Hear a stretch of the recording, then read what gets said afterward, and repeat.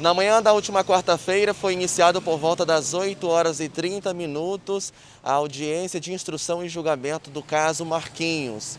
A audiência se estendeu até a madrugada desta quinta-feira. Por volta de 2h38 desta madrugada foi encerrado a audiência no qual os policiais foram novamente encaminhados a São Luís.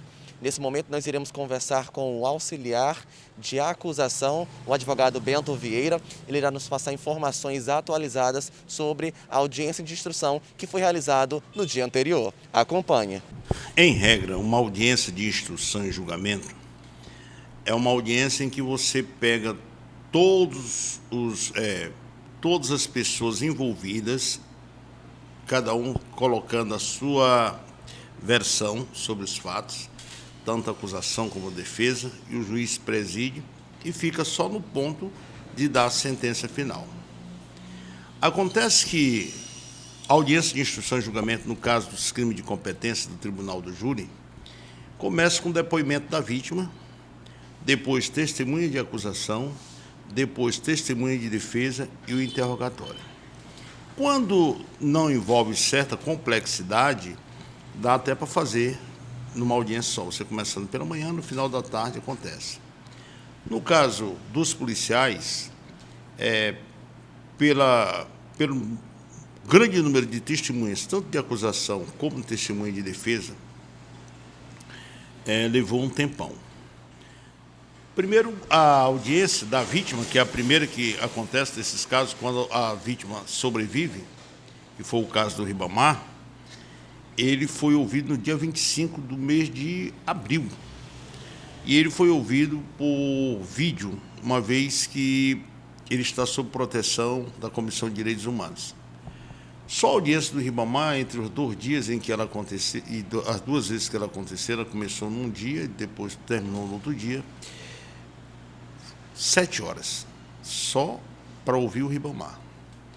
E ontem, no dia de ontem, foram ouvidas tinham 10 testemunhas de acusação, dentre elas o finado policial Mochel e o ex-comandante da Polícia Militar, Coronel Duarte. Então, o Coronel Duarte, como ele não foi requisitado a tempo para o quartel, ele não compareceu, o Mochel faleceu e o promotor entendeu, que não deveria substituir. Ele poderia substituir por outro testemunho, mas para que o processo ande, o restante das testemunhas de acusação, que no caso 8, foram todas ouvidas, E lá, nessas oitivas, que são as tomadas do depoimento dessas testemunhas, verificou-se que os advogados, é lógico que eles estão na defesa, eles têm que fazer qualquer coisa para criar fato novo, tentaram de todas as formas, fazer isso, fazer aquilo outro, mas nesse particular, eu quero aqui dizer que aquele juiz de São Luís Gonzaga, ele é um lorde. É preciso você ver o preparo dele para essas coisas, ele sabe como conduzir. Os caras repetiu as mesmas perguntas que era para irritar, agrediu as testemunhas, chamando de mentiroso e tal, e ele... Para quê? Exatamente para não se criar um fato, para soltar, para depois, esquema da justiça, aí soltaram. Então, eles não tiveram que alegar, ele não cerceou, tudo que eles pediu, ele mandava consignar. O promotor, o doutor Rodrigo, também outra seda, o cara preparado, não cedia às provocações, me provocaram demais, porque a intenção deles você sabe, a situação do assistente de acusação é uma posição fragilizada dentro do direito. Quer dizer, ele nem é obrigado o promotor a aceitar um assistente de acusação, mas o doutor Rodrigo aceitou, o juiz referendou tudo. E eu acho que pela experiência da gente, e eles começaram a tentar me atacar, e não sei o quê, criticavam a televisão que eu tenho, as redes sociais. Porque, na verdade, o que eles têm que entender é que para você ter inscrito no YouTube não é fácil. Você sabe, no Facebook, no Instagram, até você consegue inscrito. Agora, no YouTube é preciso que você tenha conteúdo. E eu acho que isso, de certa forma, irrita a televisão que nós temos. Estava lá, tentaram prender um repórter do Acontece, Eu estava olhando lá, eles estavam no Zezéu, mas foi como eu disse, uma hora que eles não prendiam ninguém. Tentaram prender testemunhas. Lá, na verdade,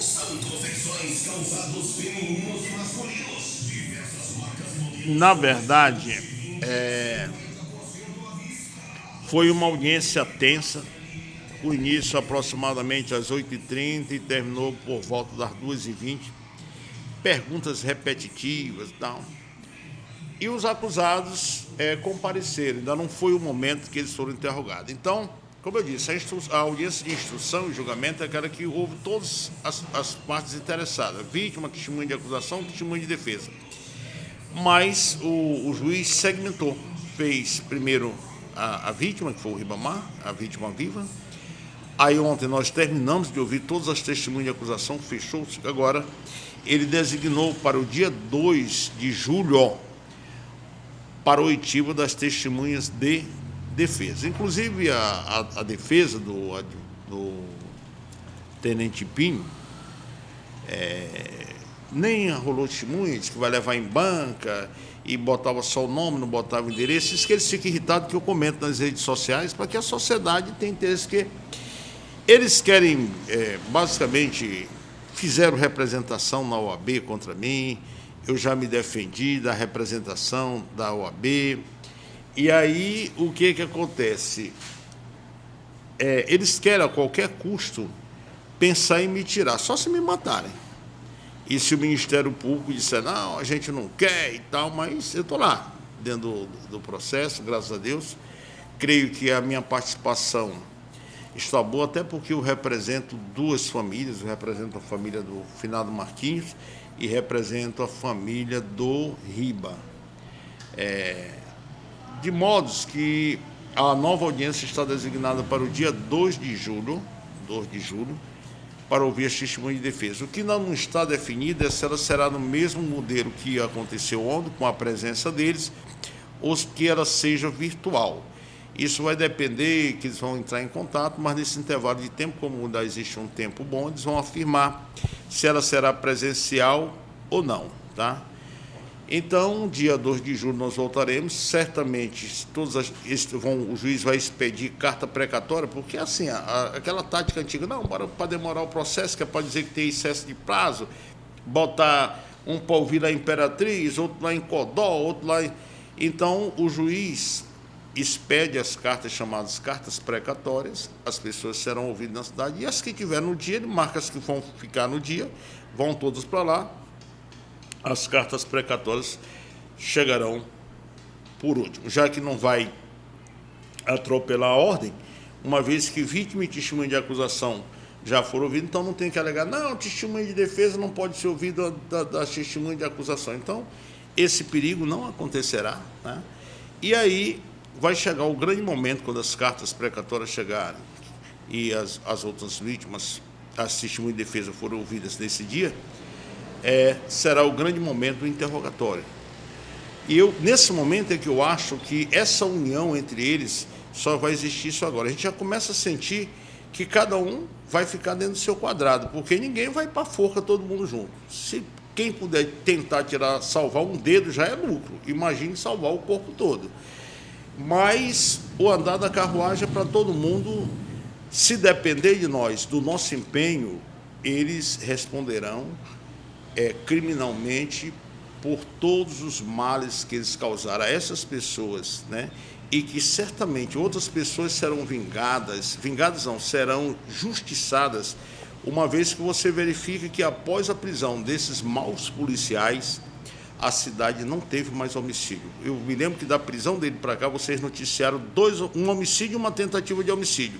E o que é melhor, todas as duas foram conhecidos os autores do crime. E na época em que ele estava solto, era um número imenso de homicídios com autores desconhecidos. Por quê?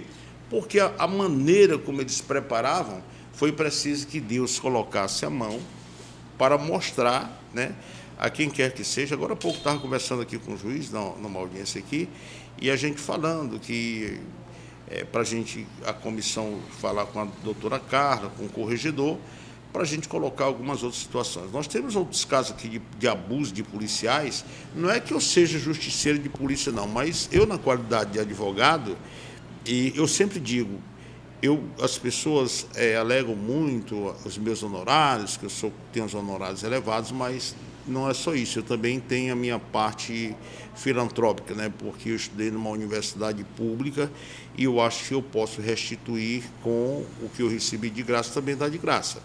Foi o caso que eu faço com o Ribamar e algumas outras pessoas que eu vejo que realmente são hipossuficientes e que chegam para mim e você vê o grau da humilhação que essas pessoas sofreram. A gente aceita a causa e as pessoas às vezes entendem assim: ah, para doutor Bento não gosta de polícia. Não, rapaz. Eu creio assim, a minha visão é que polícia é para ser respeitada e não ser temida. E o problema é que muitos policiais, eles querem ser temidos. E não é essa a regra. Eles recebem nossos salários, dos nossos impostos, eles foram inventados na sociedade como braço do Estado para proteger a sociedade e repreender bandidos. E não achar que todo mundo que ele não gosta de você, se ele não vai em sua cara, ele quer lhe humilhar, ele quer lhe tratar com... Não é assim, tá? Não é assim. Aqui tinha um promotor que dificilmente ele recebia denúncia de desacato. O doutor Teomário, ele tem uma posição, por quê? O cidadão não pode reclamar para um policial que ele olha para o cara feio. E o que é pior? Nesse caso do Tenente Pinho, com a